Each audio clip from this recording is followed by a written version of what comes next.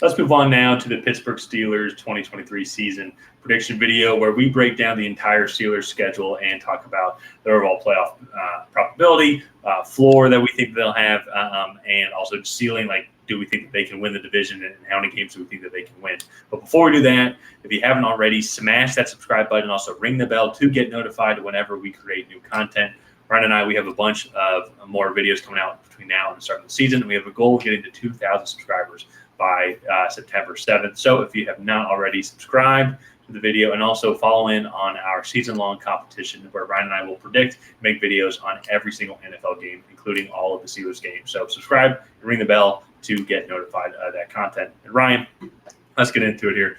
As I mentioned, so we went over every single game in the NFL and did our prediction on who we think is going to win. But you also see that there are some ties. And the ties really for each team are going to kind of represent a potential kind of key swing game and really kind of what we think their floor and ceiling will be. So right now, with the Steelers record, as you can see there, at 10-3-4, we think the Steelers are good for 10 wins, and that is going to put them in the playoffs in the AFC. I would be shocked if a 10-7 team, just with how competitive it is, and there's always just teams just keep beating each other, especially these middling teams trying to find that 7th seed. If 10 wins doesn't get into the playoffs here. But that being said, though, they've made such great strides, and they have such a good young core with so much potential and talent, is that they can all mesh well together, and especially on the offensive side of the ball. I can honestly see them winning 14 games this year and going after the division. Yeah, I think that's a best case scenario situation. That's if Kenny Pickett comes in and has franchise quarterback caliber second year, really shows that he was worth that 20th overall pick a couple seasons ago. So that to me is best case scenario. I do think they are in that 10-7, more in that 10-7 range, just being like a little above 500. Yeah, and you look at Mike Tomlin. Never had a losing season in Pittsburgh. This defense, when TJ Watt is on the field, is one of the best in the NFL, if not the best. And this offense really started to pick things up when Kenny Pickett was playing late in the year. So, like you said, we have high expectations for them. So they do have a bit of an earlier bye, which historically is not the most favorable thing for teams. However, I think they have a pretty good start to the season, and then they do kind of ease back in with the Rams. They do have a tough game against the Jaguars in Week 8, but then Titans and the Packers are games I think that they should win right off the bat. So, yeah. So, as you mentioned, it's an easier start to the schedule, especially then as you'll continue down here, because the stat to me that really kind of indicated on how well the team could be is they were 0-2-3 against playoff teams. So with 2 losses, but then 3 ties. And we're going to see those 3 ties right here in the middle. So going up against the Patriots, the Bengals, and the Seahawks, those are crucial games, especially just with where they're at in the season, weeks 14, 16, 17.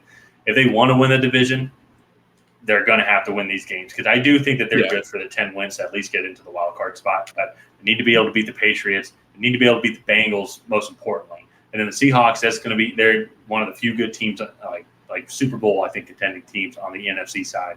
And they're going to be going up against them in January. So I think that is going to be – or January or New Year's Eve. Whatever. Yeah, around then. Just that time of the year. And so that's a tough stretch it's just tough in general, but then also just very crucial, because it is essentially like playoff preseason for them coming through. So where do they stack up against the top teams in the NFL?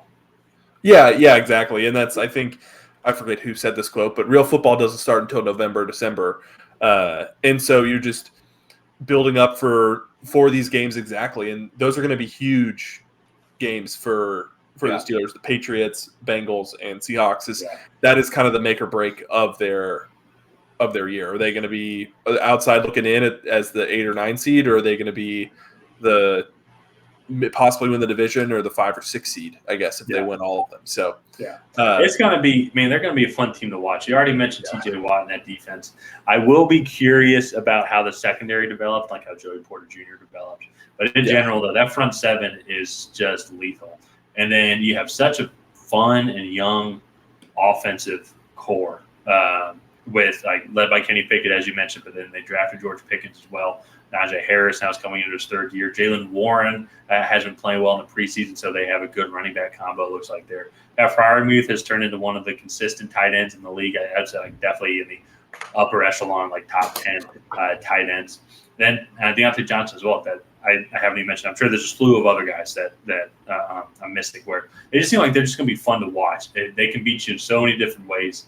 Similar, I would say, to kind of how the Eagles were last year, where they can beat you in so many different ways. I can see them winning a 10-7 football game where just neither offense can really work, but the defenses are playing well. And at the same time, I can see them going out and just lighting teams up on offense. Yeah, no, exactly. If everybody plays up to their potential, this is one of the best rosters on paper in the NFL. Yeah. They have a above average receiving group that could be really good if George Pickens is what we thought he was before he tore his ACL in college. Kenny Pickett, I mean, he was the top quarterback taken in his draft class. If he plays like that, then that offense could explode. And as you mentioned, that this defense is phenomenal. Yeah. So Minka Fitzpatrick, very opportunistic and everything. So I think it's going to be a really good season for the Steelers. I agree. Just play perfectly, don't make mistakes, and then score more points. Just minimize mistakes. All you got to do is minimize mistakes. Yeah. And create opportunities.